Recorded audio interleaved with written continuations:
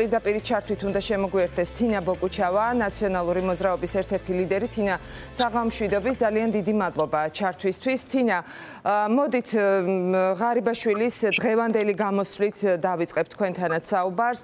რა იყო ეს, რა მოვისმინეთ ჩვენ ირაკლი ღარიბაშვილისგან, რა გზავნილი და იყო თუ არა ეს წინასაარჩევნო კამპანიისთვის ერთგვარი მზადება და ერთგვარი ჩვენება იმის როგორი იქნება გაგრძელება.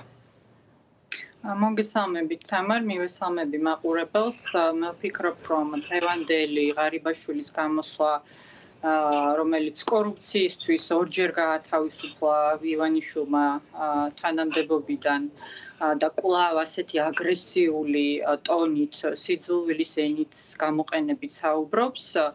ამ ტონით ესაუბრება საქართველოს მოქალაქეებს, კიდევ ერთხელ მეტყველებს იმაზე, რამდენად მოწყვეტილია ივანიშვილი მთელი თავის კორუმპირებული პლანით საზოგადოებას და ქართულ ხალხს, რამდენად არ აინტერესებს ივანიშვილს, ღარიბაშვილს და ნებისმიერ სხვა მის ჩინოვნიკს, რომელიც ჩართულია კორუფციაში, საქართველოს მოქალაქეების რეალური პრობლემები.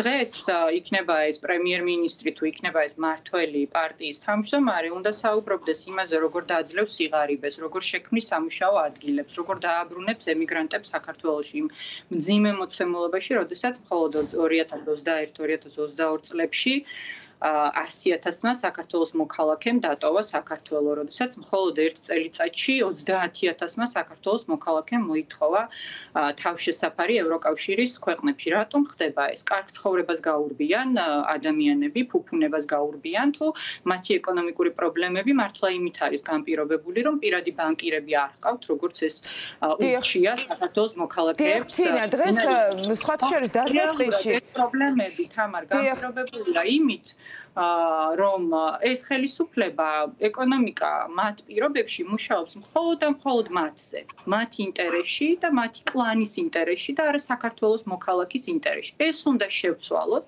ეს არის ჩვენი მთავარი ამოცანა, ეს უნდა შევცვალოთ ქართულ ხალხთან ერთად 2024 წლის ამ წლის ოქტომბრის კი ბატონო, თინა, ანუ გამოსვლის დასაწყისში ირაკლი ღარიბაშვილმა მხოლოდ ერთი წინადადებით თქვა, რომ აი 10 რეგიონში უნდა ჩავიდე მომდევნო 100 დღის განმავლობაში. ამის შემდეგ არც ერთი სიტყვა არ უთქვამს, რა უნდა შესთავაზოს ქართულმა ოცნებამ იმ 10 რეგიონში ადამიანებს და შემდეგ ილაპარაკა ლელოზე, ნაციონალურ მოძრაობაზე და ისევ ზიზღის ენა ოპოზიციის მიმართ. ანუ აი რა იყო ეს, რატომ იყო, ანუ ბრიფინგი ჩატარდა პრაქტიკულად ამისთვის, ხო, რომ ელანძღა მამუკა ხაზარაძე და ეთქვა ოპოზიციაზე ის, რაც თქვა და რომ ქართული ოცნება საკონსტიტუციო უმრავლესობით გაიმარჯვებს ამ არჩევნებში.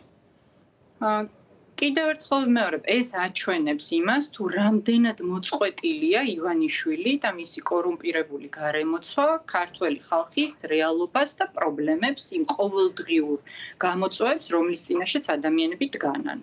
რო ელემენტარულ საკვებზე ეკიქრება საქართველოს მოქალაქიდან ყოველ მეხუთეს და ამბობს, რომ საკვებზე არ ყოფნის ფინანსები, ყოველი მეშვიდე ბავშვი ან ნაწილობრივ ან სრულ შიმშილს განიცდის საჯარო სკოლაში, ამ მოცემულობას გაურბის შემდეგ უამრავი ადამიანი ქვეყნიდან და ემიგრანტებს ხმის მიცემის უფლებაც კი არ უნდათ რომ ისცენ, ანუ ხელისუფლების მიზანმიმართული ძალისხმევა ახლა ამ ასე ვთქვათ ჩადებული ამაში, რომ აეკრძალოთ რეალურად ემიგრანტებს მონაწილეობა არჩევნებში. იცით, რომ ჩვენი ინიციატივაა, რომ საქართველოს თითოეულ მოქალაქეს ჰქონდეს მონაწილეობის უფლება არჩევნებში, მათ შორის საზღვარგარეთ 800,000 ადამიანზეა საუბარი, რომელიც ხელისუფლების პირობებში, ამ ივანიშვილის პარტიის პირობებში გაექცა სწორედ ამ კორუფციას, ამ სიღარიბეს, უმუშევრობას, პერსპექტივობას, ფასების ზრდას და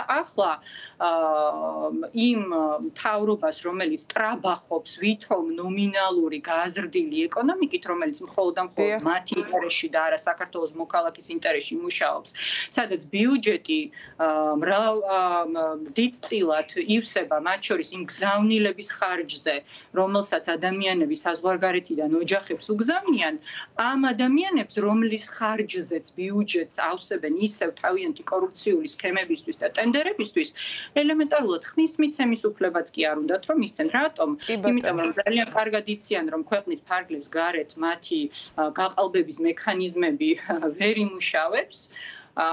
და შესაბამისად ბუნებრივია მათ სურთ რომ აუკრძალონ არჩევნებში მონაწილეობა. ბოლო კითხვა მექნება, რა უნდა დაუპირისპიროს ოპოზიციამ ასეთ შემთხვევაში? აი გასაგებია რომ თქვენ პროგრამაზე საუბრობთ, გააქვთ სხვადასხვა ტიპის პრეზენტაციები, რაც ადამიანების კონკრეტულ პრობლემებზე არის ორიენტირებული, მაგრამ რამდენად იქნება ეს არჩევნები? აი პროგრამების ჭიდილი, აი ამ დაპირებების ჭიდილი, ხო?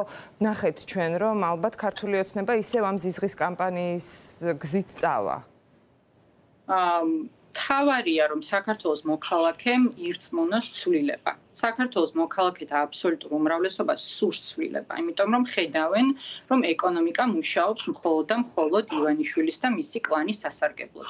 რომ ადამიანებს არ აქვთ ღირსეული, მაღალანაზღაურებადი სამუშაო ადგილები, რომ 2-დან 1 სტუდენტი, როდესაც ამთავრებს უმაღლეს სასწავლებელს, მიუხედავად იმისა, რომ ძალიან დიდი რესურსი აქვს ჩადებული საკუთარ განათლებაში, ამ განათლებას ვერ იყენებს და აქვს მხოლოდ და მხოლოდ არჩევანი ან საქართველოში დათანხმდეს ისეთ სამუშაო რომელიც არც მაღალანაზღაურებადია და არც მისი ცოდნის გამოყენების შესაძლებლობას იძლევა, ან წავიდეს ქვეყნის გარეთ რაღაცა სხვა შესაძლებლობის საძიებლად.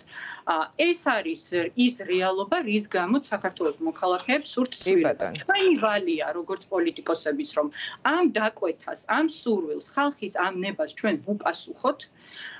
და ამ დაკვეთაზე პასუხი არის ის, რომ საქართველოს მოქალაქემ დაინახოს კონკრეტული ხედვა.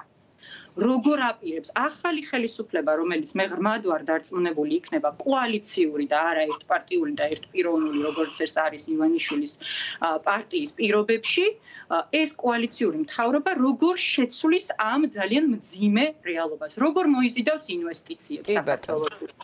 მათ შორის საგარეო ინვესტიციებს, რაზეც ჩვენ გვაქვს კონკრეტული გეგმა და რაზეც ჩვენ უკვე მიზანმიმართულად მუშაობთ. მათ შორის მაგალითად ამერიკის შეერთებულ შტატებში ვიზიტისას შევხვდით არაერთ ძალიან მნიშვნელოვან მსხვილ კომპანიას, რომელიც დიდ პოტენციალს ხედავს საქართველოში, მაგრამ ასევე ხედავს ძალიან დიდ რისკებს დღეს, თამარ, როდესაც ყველა ხედავს ქვეყნის შიგნით, ისევე როგორც გარეთ, რომ გამეფებულია კორუფცია, რომ გადაწყვეტილებებს იღებს რეალურად ერთი ადამიანი მნიშვნელოვან პოლიტიკურ ჭრილში და მისი გარემოცვა ბიზნესის ჭრილში.